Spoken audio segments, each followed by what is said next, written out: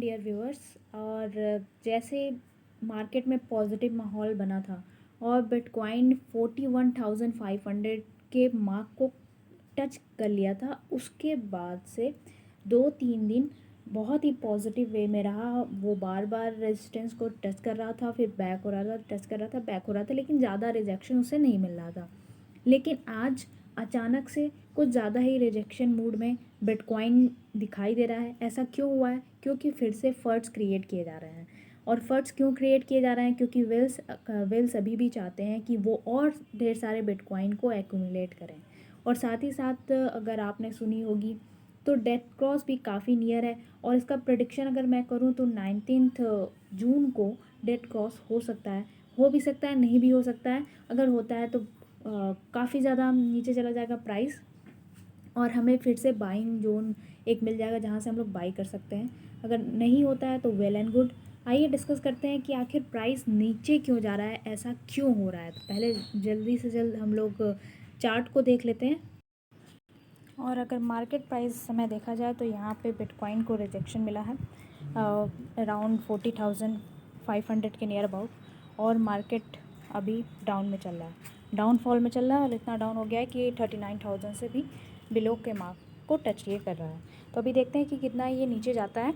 लेकिन कुछ फर्ड्स क्रिएट किए जा रहे हैं आज, और उस फर्ड की वजह से ये सारे जो डाउनफॉल दिखाई दे रहे हैं, चाहे अल्ट्स में हो या बिटकॉइन में हो, वो क्रिएट हुए हैं। तो आइए डिस्कस करते हैं क्या है वो फंड, क्या है वो न्यूज़ जिसकी वजह से बिटकॉइन डाउन जा रहा है। हम सभी जानते हैं कि एल सल्वाडोर जो कि बहुत ही छोटी सी कंट्री है, उसने बिटकॉइन को पूरी तरीके से लीगल कर दिया है। और उनका आज अनाउंसमेंट हुआ था कि सैलरी भी वो पे करेंगे तो बिटकॉइन में पे करेंगे। गवर्नमेंट सैलरी वो बिटकॉइन में पे करना चाहते हैं, ऐसा उनका प्रपोज़ल है। लेकिन अब एक फंड क्रिएट किया जा रहा है। वो क्या कि adopting bitcoin as legal tender could collapse El Salvador's economy, Steve Hanke says. Steve Hanke ने बोला है कि अगर बिटकॉइन को एक लीगल टेंडर के रूप में अगर एल सल्वाडोर रखता है, बिटकॉइन से सारी चीज़ें करता है, सब कुछ सभी को अलाउ करता है उस पर ट्रेड करना या जो भी है, तो ये एल सल्वाडोर की इकॉनमी को एकदम क्रैश कर देगा, ख़त्म कर देगा। बिटकॉइन होल्डर्स एल्सवेयर कुड सक up all the dollars in El Salvador like a vacuum cleaner. इतना हार्श स्टेटमेंट उन्होंने बोला है कि जो एल सल्वाडोर में जितने भी लोग हैं वो सारे डॉलर्स को, सारे बिटकॉइन को सकअप कर जाएंगे, यानी कि मतलब ख़त्म कर देंगे और सिर्फ बिटकॉइन ही ख़रीदने में लगा देंगे। और ये उन्होंने बोला है कि ऐसे सकअप करेंगे जैसे कि कोई वैक्यूम क्लीनर। तो ये है महोदय, इन्होंने ये बात बोली है। ये तो पहली न्यूज़ हो गई। दूसरी न्यूज़ क्या है?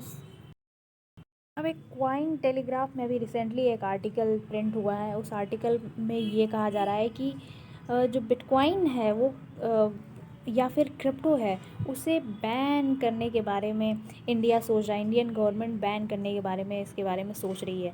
तो ये दो फंड हैं जो अभी रिसेंटली क्रिएट किए गए हैं, जिसकी वजह से बिटकॉइन इस समय डाउन पोजीशन में चल रहा है। तो यहाँ पे देखिए क्या लिखा है। India's government is reportedly reviewing modalities for banning और regulating cryptocurrency in country.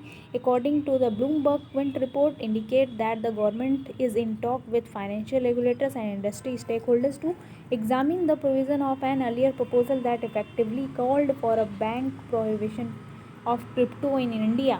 तो यहाँ पे प्रोहिबिशन मतलब कि बंद करने का, क्रिप्टो बैन करने का डिस्कशन हो रहा है गवर्नमेंट के बीच में, जबकि ऐसा कुछ नहीं है। आप पैनिक मत होइए।